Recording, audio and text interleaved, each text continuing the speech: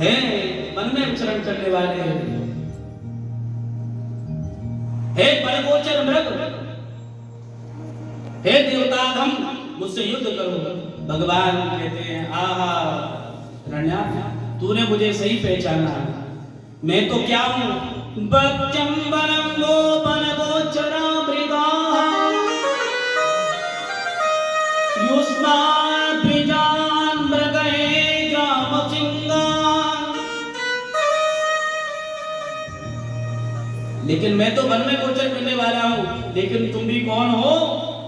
मृगये ग्राम सिंगान।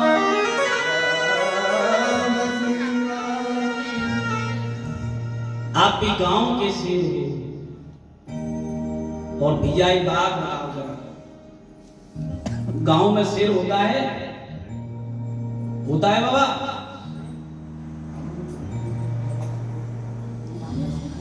होता है।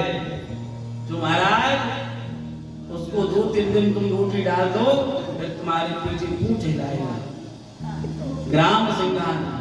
आप एक चीज देखना, छोटे छोटे बालक जब लड़े, उनमें झगड़ा हो, तब क्या कहते मालूम है? अपने घर पर शेर बन रहा है, बाग पे चल के देख। वो तो कहते मैं तो वन में विचरण करने वाला वन गोचर हूं, लेकिन तुम भी ग्राम सिंगान हो। दोनों में महाराज युद्ध छिड़ गया। करेण कर्ण मूलेन, दोनों में गदा से दोनों में प्रहार होने लगा, युद्ध होने लगा। कभी भुजाओं से युद्ध हो। एक बार युद्ध करते करते भगवान वराह के हाथ से जो गदा थी, कौमुदी गदा छूट गई और हिरण्याक्ष कहने लगा, अभिमानी तो है ही, अपनी गदा को उठाई क्योंकि मैं निहत्ते पर बार नहीं करता। तो भगवान ने उठाया, पुनः युद्ध करने लगे। और जिस समय भगवान के हाथ से गदा छूट गई, देवता भी आश्चर्य में पड़ गए। अब हम मरे, देवता भाग गए। जब भगवान पुनः युद्ध करने लगे, देवता पुनः आ गए।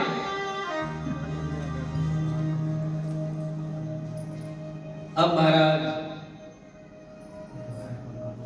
भगवान में युद्ध होता रहा। भगवान ने कहा उस लीला को पूर्ण किया जाए। भगवान ने क्या किया? अपने संपूर्ण बल से करेण कर्ण मूले अहन्यता पाष्टम मरुणपति। भगवान ने अपने वेग का एक ऐसा तमाचा मारा, उसका प्राणांत हो गया, उसके मुख से रक्त बमन होने लगा। एक ही तमाचे में भगवान उसका अंत कर दिया।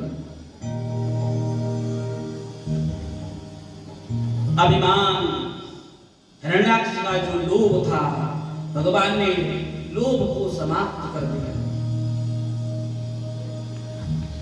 उसके भाई हिरण्यकश्यप को सूचना मिली, माता भी रुदन करने लगी, परिवार रुदन करने लगा। हिरण्यकश्यप एक बहुत सत्संगी है, एक बात कहता है, कभी कभी दुष्ट भी अच्छी बात कह देता है।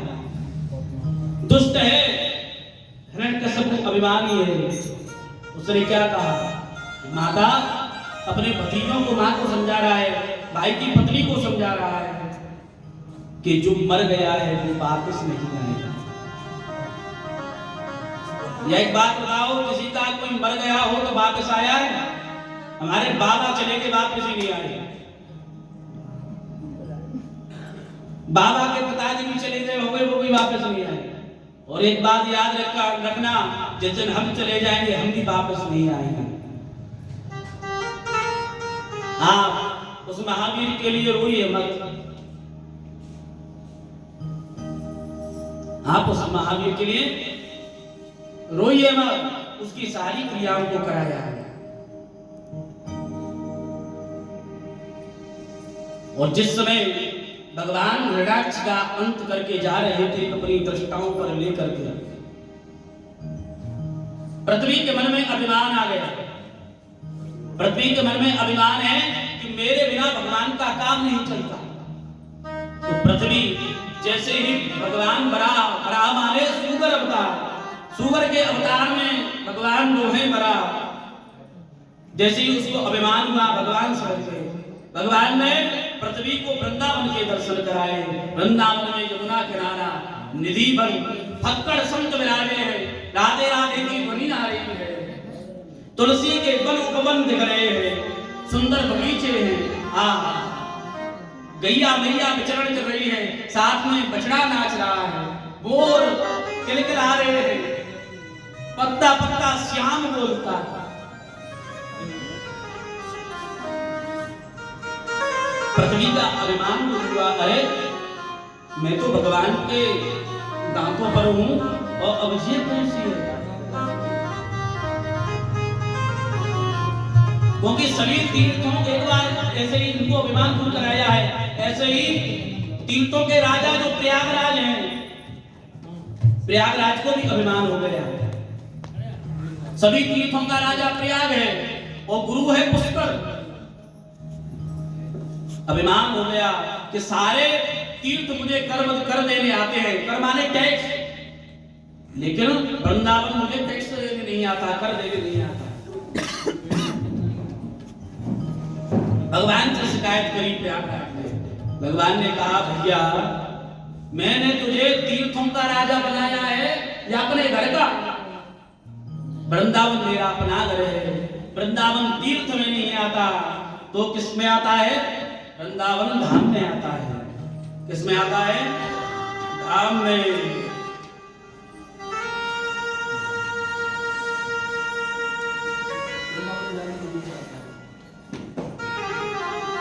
इसलिए हम सब लोग मन से वृंदावन चले।